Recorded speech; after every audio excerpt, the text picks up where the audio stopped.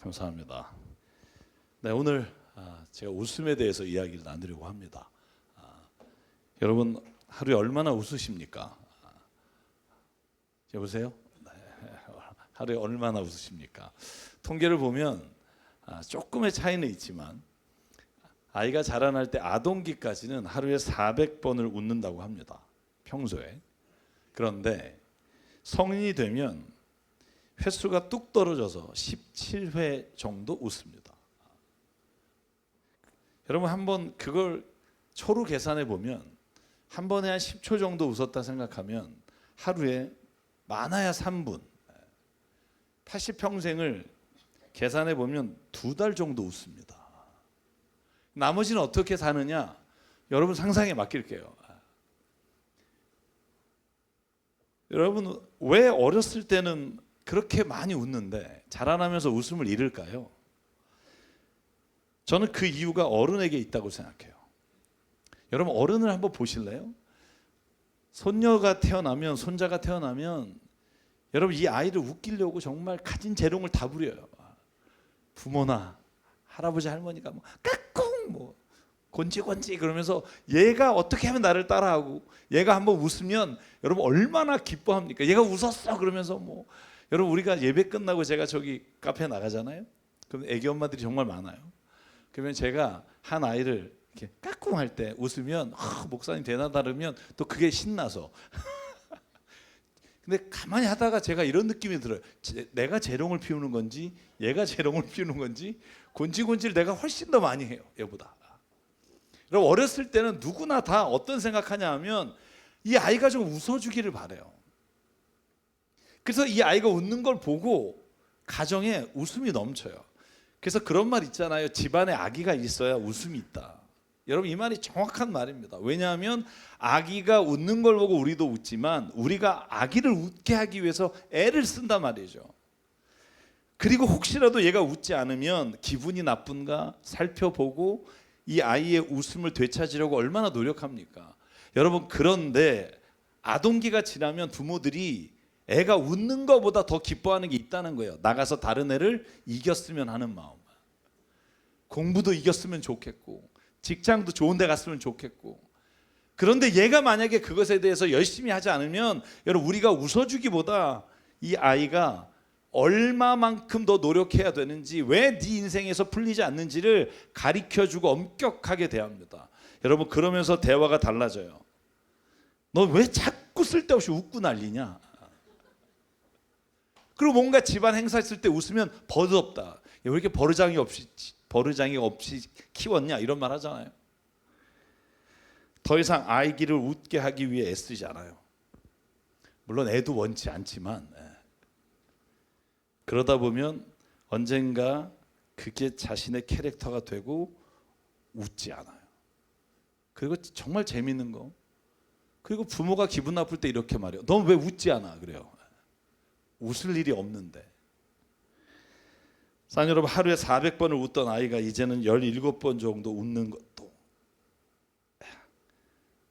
부모보다는 친구들하고 있을 때 더 가능해요. 제가 양해 말씀 구할게요. 제가 어제 이 뒤 날개뼈 쪽에 담이 와서 어제 성경 공부하다 중단하고 치료를 받고 왔는데도 참 해피면 웃음이 주제인데 제가 지금 자꾸 이게 칼로 찌르는 것 같이 막 숨을 못 쉬게 막. 그래서 혹시 제가 인상을 써도 여러분과 전혀 상관없다는 거. 저는 오늘 이런 말씀 드리고 싶어요. 여러분 하루에 몇 분이나 웃으십니까? 한번 재보면 좋겠고요. 그리고 자녀들이 웃을 수 있도록 저와 여러분이 어떤 노력을 하고 있습니까? 여러분 제가 웃음에 대해서 좀 찾아보니까 웃음이 신앙을 떠나서도 인간을 건강하게 만든다는 연구 결과가 굉장히 많습니다. 우리가 한번 큰 소리로 웃으면 체내에서 임파구, 다시 말해서 면역력을 높아주는 감마 인터페론이 200배를 증가한대요. 여러분 그리고 웃을 때마다 호흡기하고 소화기에서 면역 글로불린 A, 저 잘 이거 뭔지 몰라요. 써 있어서 읽어요. 네, 증가를 시킨대요. 그리고 여러분 이건 제가 압니다. 엔돌핀이 사람의 몸에서 웃을 때 가장 많이 나온다고 합니다. 암세포를 이기는 세포도 활성화가 되고요. 인간의 근육이 650개 정도 된다고 하는데 웃으면 231개의 근육이 움직여서 1분만 웃어도 10분을 조깅한 것 같이 근육이 활동을 한다고 합니다. 여러분뿐만 아니라 웃음은요, 육체의 건강만이 아니라 다른 사람의 관계를 굉장히 행복하게 해주는 힘이 있습니다. 여러분, 웃는 사람 옆에 가고 싶어요? 인상 쓰는 사람 옆에 가고 싶어요? 또 이럴 때 꼭 그런 분이 있어요. 인상 쓰는 사람 옆에 가고 싶어요.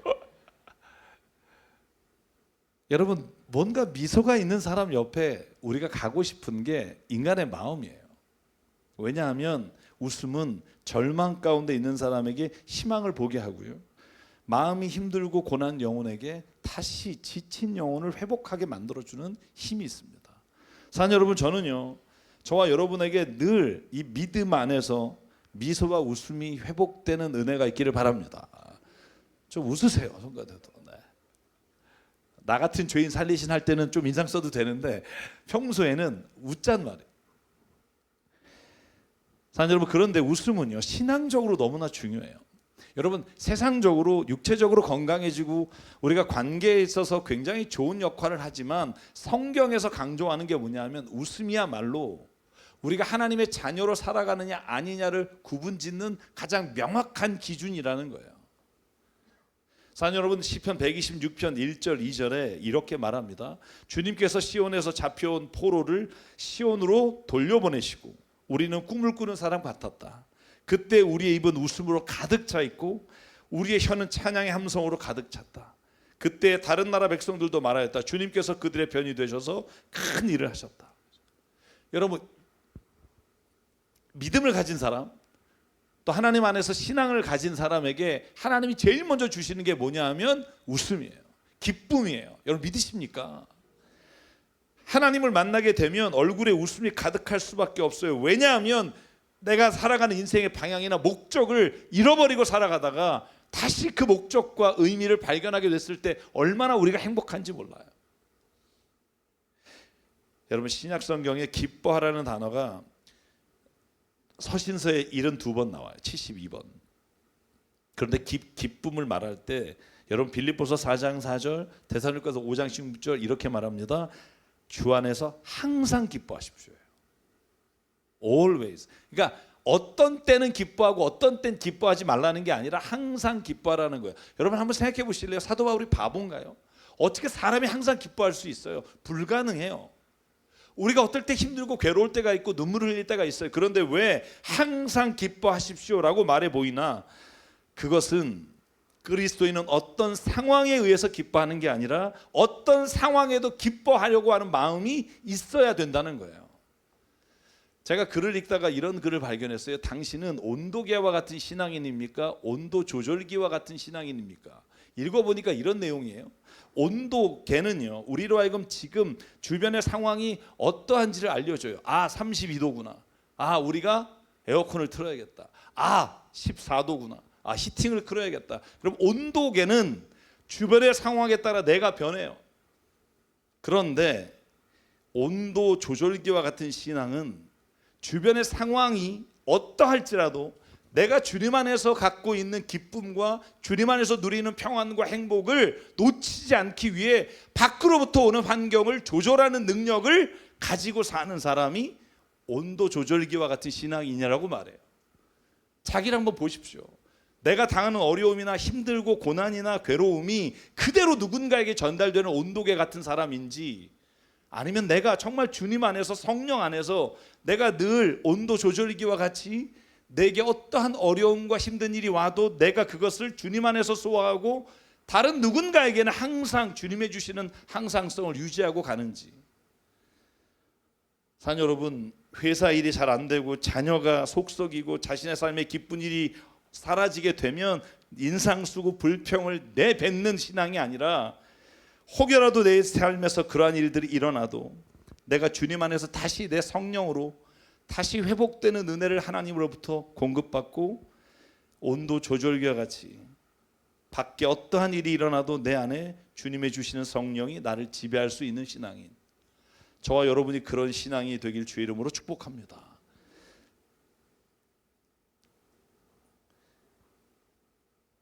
사랑하는 여러분, 저와 여러분이 오늘 좋은 상황이나 기쁜 일이 생겨서 웃는 사람이 된다면 그건 신앙으로 인한 기쁨이 아니라는 거예요. 신앙으로 인한 기쁨은 어떤 거냐 하면 예수 그리스도로 말미암아 내가 누리는 기쁨이에요. 여러분, 그런 기쁨이 있습니까? 대답이 없잖아요. 여러분, 우리가 똑같아요. 밖에 좋은 일이 있으면 행복해요. 근데 성경이 말하는 기쁨이, 여러분, 사도 바울이 빌립보 교회에 쓴 편지는 로마 감옥에서 썼다고 말했잖아요. 그런데 제일 많이 나오는 기쁨이란 단어가 빌립보서에 있다고 말했잖아요. 그렇다면 바울은요, 그 기쁨이 상황으로부터 오는 게 아니라는 거 분명해요. 그래서 여러분 늘 하는 말이 뭐예요? 주 안에서 기뻐하십시오.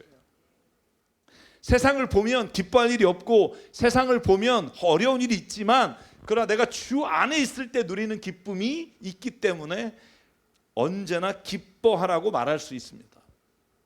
여러분, 제가 원하지 않았지만 아버님이 목사님이셨잖아요. 그래서 어렸을 때 괴로운 신앙생활을 했잖아요. 싫어도 교회 가야 되고. 근데 제가 교회 가기 싫었던 이유 중에 하나가 교회 다니는 분의 인상이 굉장히 무서웠어요. 왠지 경건 그러면 뭔가 이렇게 좀 심각해야 되고 막 이런 게 너무 싫었어요, 어렸을 때. 그리고 제가 제일 싫었던 거, 예배 드리다가 좀 제가 웃거나 떠들면 저희 아버지가 항상 전기철 일어나 뒤에 서 있어. 설교 끝날 때까지 서 있었어요. 그래서 저는요, 예배 드리는 게 너무 괴로웠어요. 여러분, 움베르토 에코가 쓴 장미의 이름이라는 소설이 있고 영화가 있습니다. 여러분, 이 영화를 보면, 소설을 보면 재미있어요. 어떤 수도원 안에서 살인사건이 일어나요. 젊은 수도사들이 매일 죽어나가요. 도대체 왜 죽어나가는가? 그래서 조사하러 갔어요. 가봤더니 여러분, 한 노 수도사가 책에다가 독극물을 묻혔어요. 그래서 젊은 수도사들이 책을 읽다가, 여러분 서양이나 동양이나 똑같아요. 침을 바르고 넘기다가 독극물에 죽었어요. 계속 죽어갔어요. 그런데 여러분, 그 노신사가 왜 독극물을 책에 묻혀놨는지 아십니까? 아리스토텔레스의 시학의 2편이 희극인데 금지 책으로 규정되어서 저 깊은 곳에 숨겨놨는데 젊은 수도사들이 그걸 알아내고 그걸 찾아서 읽는 걸 알고 독극물을 묻힌 거예요. 이것들이 수도원에서 하나님을 생각하고 늘 경건하게 살아야 되는데 희극을 읽고 나서 웃는 모습을 견딜 수가 없었던 거예요. 사랑하는 여러분, 그 노시수도사에게 신앙이란 근엄하고 하나님을 두려워하고 하나님 앞에서 진지한 삶을 사는 것, 저는 그것도 필요하다고 생각해요.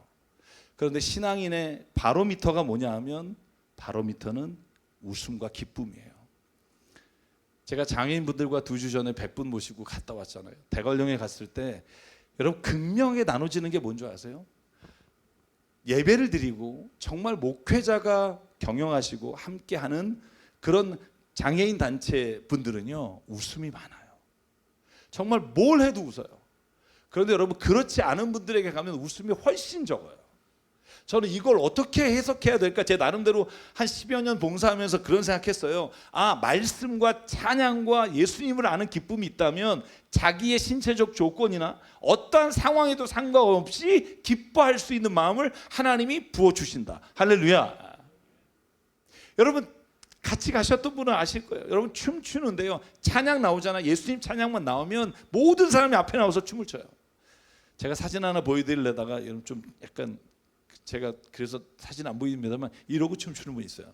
조폭같이 나와서, 저도 같이 똑같은 표정으로 춤추는 걸 누가 사진 찍었던데 나중에 원하시면 보여드릴게요. 너무 기뻐요. 왜? 다른 이유가 없어요. 내가 주님 안에서, 내가 주 안에 거한다는 게 기쁜 거예요. 어떤 상황이 좋아진 게 아니라 주님이 오늘도 나를 창조하시고 나에게 웃음을 주시는 분이라는 믿음이 있다는 거예요. 사랑하는 여러분, 사도 바울이 성령의 열매를 논할 때 가장 첫 번째가 사랑이에요. 두 번째가 뭔지 아세요? 성령의 열매는 사랑과 희락, 곧 기쁨이에요. 예수를 믿으면 사랑이 넘치는 것 당연해요. 그런데 그 다음에 하나님의 주신 9가지 열매 중에 두 번째가 기쁨이에요. 여러분 한번 웃어보실래요? 여러분 웃으면 얼마나 예쁜 줄 아세요? 여러분이 몰라서 그렇지. 제가 늘 말해요. 제가 저희 딸에게 너 어떤 남자를 고르냐? 웃는 남자 골라라. 제가 웃어서 그러는 건 아닙니다만 웃는 사람에게는요 하나님이 주시는 특별한 은혜가 있다고 생각해요.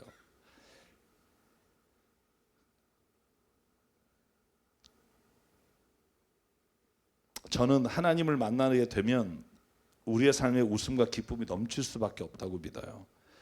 다음 주에 저희가 청년부 헌신 예배 드립니다. 저희가 처음으로 청년들이 같이 아마 경배 찬양을 하고 여러분 아마 특별한 예배를 경험하시게 될 것 같아요. 근데 제가 기대하는 게 있어요.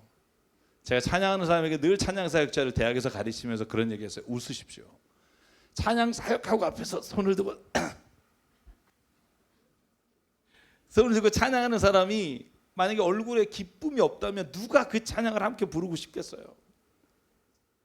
여러분 오늘 제가 시편 2편을 읽었어요. 왜냐하면 제가 정말 성경을 많이 읽는다고 생각했는데 하나님이 웃으신다, 예수님이 웃으신다는 본문을 찾지를 못해서 그래서 제가 굉장히 고민하고 있다가 오늘 시편 2편 4절에 성경에 딱 한 번 나오는 말이 있어요.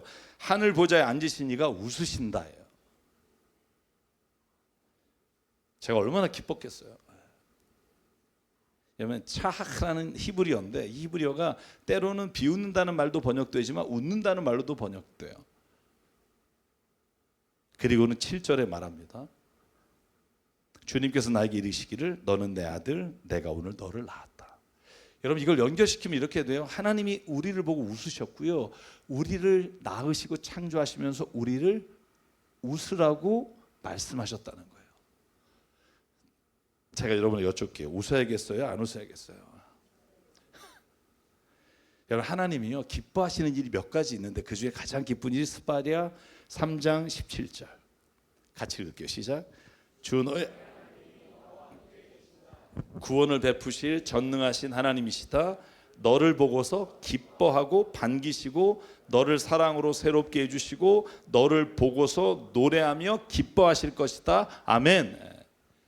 여러분 오늘 성경에서 하나님이 뭐라 그러냐면 하나님이 왜 기쁘냐면 그냥 너로 인해서 기뻐하는 거예요. 그러니까 네가 뭘 해서가 아니라 너가 있다는 게 기쁨이에요. 하나님이 그 기쁨을 참지 못하신다는 거예요. 그래서 오늘 우리를 바라보시는 하나님의 태도가 뭐냐? 우리를 보고 웃는다는 거예요.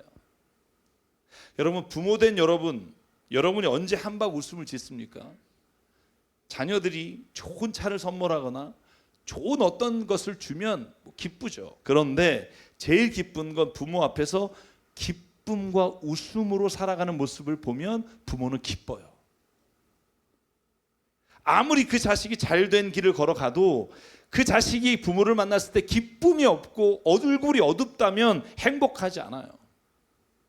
자녀가 인상을 쓰면서 부모를 기쁘게 할 수 없고 자녀가 근심에 휩싸여 부모를 기쁘게 할 수 없고 자녀가 고통 가운데 비명을 지르는데 부모가 기뻐할 수 없어요. 그러므로 동시에 하나님이 가장 기뻐하는 일이 뭘까요? 제가 웨스트민스터 신앙 고백이라는 책이 있습니다. 여러분 이건 1647년에 기독교 신앙이 뭔지 그리스도인은 뭘 믿고 있는지 어떻게 생활해야 되는지를 신앙 백서라고 생각하면 돼요. 질문에 답하는 식으로 돼 있는 겁니다. 여기에 인간의 창조의 목적이 무엇일까? 인간은 왜 사는가? 그 답이 이렇게 돼 있습니다. 하나님을 영원롭게 하고 그를 영원토록 즐거워하는 거. 여러분 그런데 설교자들의 대부분이 이걸 설명할 때 이렇게 설교한 걸 들었을 거예요. 당신의 창조의 목적은 뭐냐? 하나님께 영광을 돌리기 위해 창조되었습니다. 여러분 들어본 적 있죠? 네. 그런데 어떻게 하면 하나님께 영광을 돌립니까? 이 말을 들어본 적 있나요? 저는 김창욱 씨가 유튜브에서 숏으로 이 이야기를 한 걸 듣고 제가 다시 한번 웨스트민스터를 찾아봤더니 깜짝 놀란 거예요. 하나님을 영화롭게 하는 길은 그분을 영원토록 기뻐하는 것입니다. 다시 한번 읽을게요. 하나님을 영화롭게 할 수 있는 길은 하나님을 영원토록 기뻐하는 거예요. 하나님을 기뻐하는 거예요. 그러니까 내가 뭘 해서 내가 막 힘들어도 막 교회 열심히 하고 막 세상 열심히 해서 뭔가 기쁜 걸 드리는 게 아니라 하나님 너무 좋아요. 하나님 사랑합니다. 하나님이 내게 계신 게 얼마나 기쁨인지 몰라요. 내가 아무리 삶에 힘들고 지치고 고난이 와도 난 하나님 한 분이면 돼요. 이 하나님을 영원토록 기뻐하는 게 하나님을 영화롭게 하는 거예요. 저는 이걸 깨닫고 나니까 무슨 생각이 드냐면 내가 신앙생활을 잘못한 게 많구나. 내 삶에 어떠한 일이 와도 주님 때문에 기쁩니다라고 말해본 적이 없구나라는 거예요. 오늘 제가 정말 서기 힘들 정도로 아프지만 제가 오늘 설교 준비하면서 그 생각해서 하나님 내가 제일 많이 웃게 해주십시오.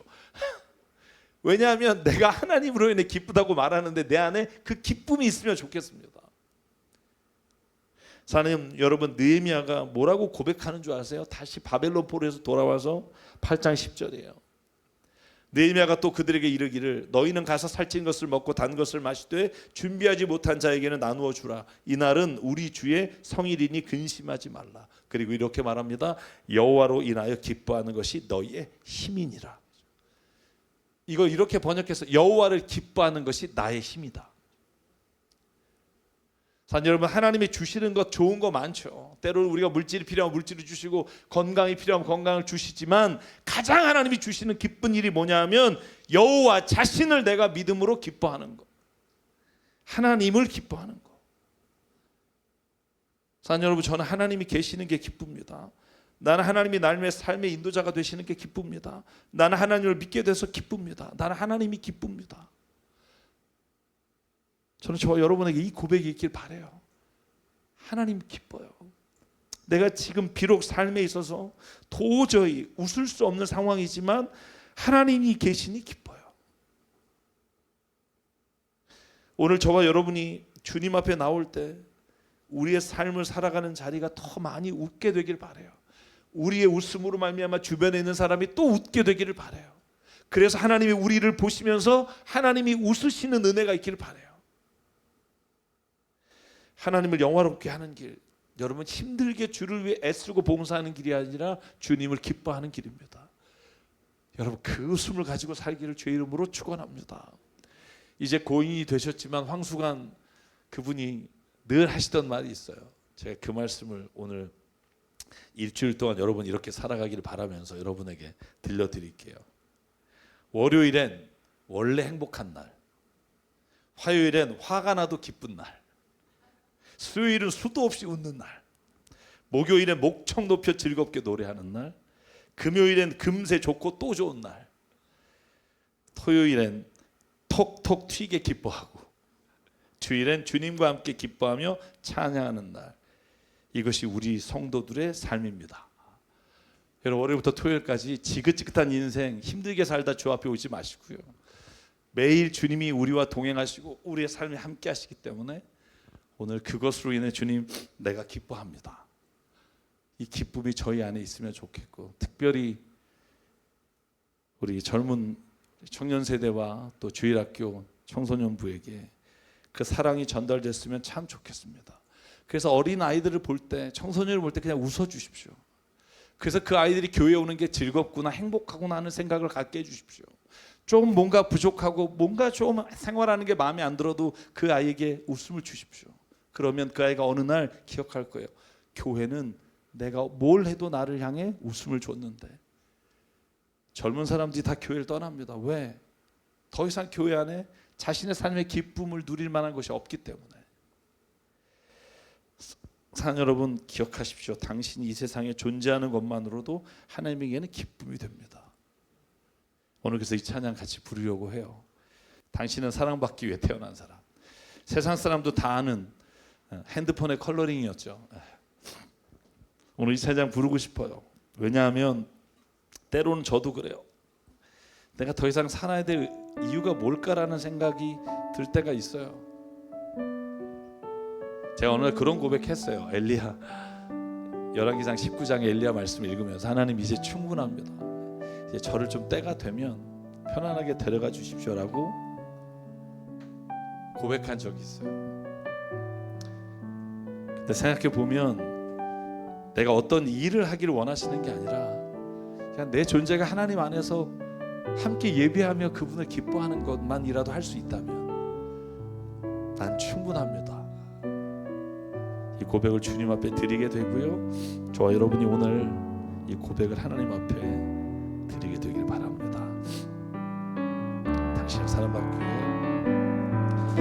당신은 사랑받기 위해 태어난 사람. 당신의 삶 속에서 그 사랑받고 있지요. 당신은 사랑받기 위해 태어난 사람. 당신의 삶 속에서 그 사랑받고 있지요. 태초부터 시작된 하나님의 사랑은, 태초부터 시작된 하나님의 사랑은 우리의 만남을 통해 열매를 맺고, 당신이 이 세상에 존재함으로 인해 우리에게 얼마나 큰 기쁨이. 우리 옆에 분을 향해서 한번 고백해 볼까요? 당신은 사랑받기 위해, 당신은 사랑받기 위해 태어난 사람. 지금도 그 사랑 받고 있지요. 당신은 사랑받기 위해 태어난 사람. 지금도 그 사랑 받고. 우리 한 번 더 고백하면서 우리 헌물하겠습니다. 당신을 일어나서 찬양할게요. 받기 위해 태어난 사람. 당신이 사랑해야 될 분 떠오르시면서 고백합시다. 그 사랑 받고 있지요. 당신은 사랑받기 위해 태어난 사람. 당신의 삶 속에서 그 사랑받고 있지요. 아멘. 태초부터 시작된 하나님의 사랑은 우리의 만남을 통해 열매를 맺고, 당신이 이 세상에 존재함으로 인해 우리에게 얼마나 큰 기쁨이. 여러분이 사랑해야 될 분 한번 떠올리면서 고백할게요. 당신은 사랑받기 위해 태어난 사람. 지금도 그 사랑 받고 있지요. 당신은 사랑받기 위해 태어난 사람. 지금도 그 사랑 받고 있지요. 주님께 영광을 돌립니다. 이렇게 잠깐 기도하겠습니다. 기도하실 때 하나님, 언젠가부터 내 얼굴에서 웃음과 미소가 사라지고 좋은 것들이 더 이상 좋은 것으로 느껴지지 않고, 옛날에 소망했던 걸 얻었는데 그 기쁨은 얼마 가지 않는 이 세상의 쳇바퀴 속에 살아갈 때가 있습니다. 영원한 것을 사모하게 하여 주시옵소서. 나를 창조하신 하나님이 우리에게 본래 주셨던 그 기쁨이 회복되기를 원합니다. 소유의 기쁨이 아니라 존재의 기쁨을 주시고, 무엇을 가짐으로 인해 인한 기쁨이 아니라 내가 있는 그 자체가 하나님 앞에 사람들에게 기쁨이 되는 존재임을 깨닫게 하여 주시옵소서. 본래 사랑받을 존재인데 세상의 사람들로부터 받은 상처와 아픔이 사랑받지 못하는 존재로 되었음을 하나님 이 시간 고백하오니, 우리를 다시 회복시켜 주시고 하나님이 우리를 얼마나 기뻐하시는지 오늘 눈을 열어보게 해 주시옵소서. 오늘 말씀을 기억하며 이 시간 우리 결단하며 하나님 앞에 함께 기도하며 나아가겠습니다. 상관의 하나님 감사합니다. 오늘 하나님 우리 가운데 주님이 살아계시고 나를 창조하실 때 좋다고 말씀하신 하나님의 그 놀라우신 은혜를 기억합니다. 아버지 하나님, 오늘 우리에게 하나님 다시 한번 들려주시고 힘을 내게 해주시고 세상의 것으로 인해 하나님 좌절하고 넘어지지 않게 하시고 하나님 아버지를 바라보며 아버지 믿음의 고백으로 하나님의 말씀의 고백으로 하나님 나갈 수 있게 아버지 하나님 오늘도 인도하여 주시옵소서. 오늘도 하나님 무엇보다 우리에게 웃음과 기쁨을 회복시켜 주셔서 사람이 주는 기쁨이 아니라 하나님 안에서 누리는 기쁨이 있게 하시고 하나님 안에서 온전하게 누리는 기쁨이 우리 안에 충만케 하여 주시옵소서. 아버지 하나님, 오늘도 우리에게 그 기쁨을 하나님 주사오니 믿음으로 살게 하여 주시고 소망 가운데 날마다 하나님 우리 우리의 삶에 주께서 인도자가 되어 주시길 간절히 바라오며 이 모든 말씀 예수 그리스도의 이름으로 간절히 기도드립니다.